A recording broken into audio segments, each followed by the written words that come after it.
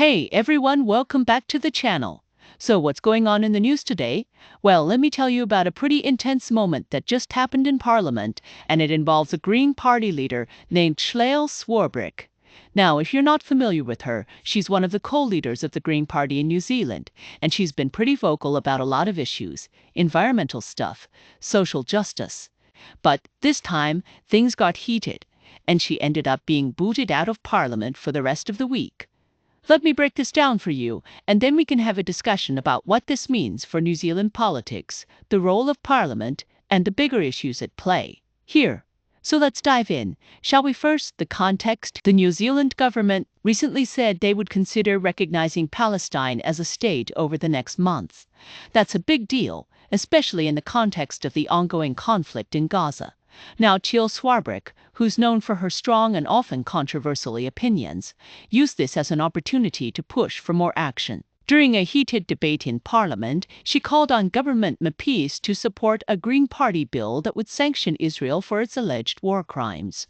Now, here's where it gets interesting. She didn't just make the call. She went further, saying that she wanted 6 MPs with a spine to back her call for further sanctions. That's a pretty bold move, and it's not the kind of language you typically hear in Parliament. So, what was the reaction? The Speaker of the House, Gerry Brownlee, called her statements completely unacceptable and demanded that she withdraw and apologize. But guess what? Swarbrick refused, and as a result, she was told to leave the House for the rest of the week. And here's the kicker, she said. Happily, that's not exactly the reaction you'd expect from a politician who's just been kicked out of Parliament. Now, after the debate, Swarbrick spoke to reporters and said that she had made those kinds of comments before in Parliament.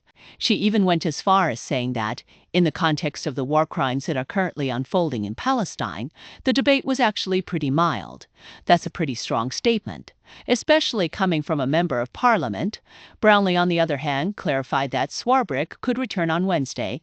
He also said that he wouldn't tolerate any member of Parliament standing up and calling others spineless. That's a pretty clear message from the Speaker. He's not going to allow dissenting voices to be heard in a way that disrupts the order of the House. Now, Swarbrick's response to being kicked out of Parliament was pretty emotional. She said that she was tired, angry, and that the situation in Palestine was just too dire to ignore. She spoke about the human cost of the conflict, people being massacred, journalists being shot while waiting for food aid. That's a powerful image, and it's easy to see why she felt the need to speak out so strongly. She also mentioned that New Zealanders want something to be done, and that she spent the last 2 years speaking to people from all walks of life who feel the same way. It's clear that this issue is deeply personal for her, and that she feels a strong sense of responsibility to act. Now, let's talk about the bigger picture here. This incident highlights the tension between free speech and the rules of parliamentary procedure. On one hand, Swarbrick is advocating for a cause that many people in New Zealand support, the recognition of Palestine. And the other hand, the Speaker is trying to maintain order in the House, and that means enforcing certain standards of conduct. So, where do you draw the line between robust debate and incitement? That's a question that's been debated for a long time in parliamentary systems around the world. And it's not just about this one incident, it's about the role that Parliament should play in a democracy. Should it be a place where all voices are heard, no matter how controversial? Or should it be a place where order and decorum are maintained at all costs? These are important questions, and they're not easy to answer. But what's clear is that this incident has sparked a wider conversation about the role of Parliament in New Zealand and about the issues that are currently dividing the country. It's also a reminder of the power that individual members of Parliament can have, not just in shaping policy, but in shaping the national conversation. So what's next? Well, Swarbrick has said that her party will see if they can get Brownlee to reflect on what she called a ridiculous ruling. That's a pretty direct challenge, and it shows that the Green Party is not backing down.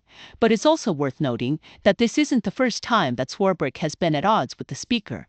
In fact, she said that she's made similar comments before, and that this was actually pretty mild in the context of the war crimes that are happening in Palestine. That's a pretty strong statement, and it suggests that she's not going to be easily deterred by the rules of the House. Now, I want to hear from you, the viewers. What do you think about this incident? Do you think that Swarbrick was right to speak out so strongly, even if it meant being kicked out of Parliament? Or do you think that the Speaker was right to enforce the rules and maintain order in the House? And what about the bigger issues at play here? Should New Zealand be doing more to support Palestine, or do you think the government is already taking the right steps? I'd love to hear your thoughts in the comments below. In the meantime, if you're new to the channel, make sure to hit that subscribe button and ring that bell so you don't miss any of our future videos. And if you enjoyed this video, don't forget to give it a like and share it with your friends. Until next time, stay informed, stay curious, and keep the conversation going. Have a great day.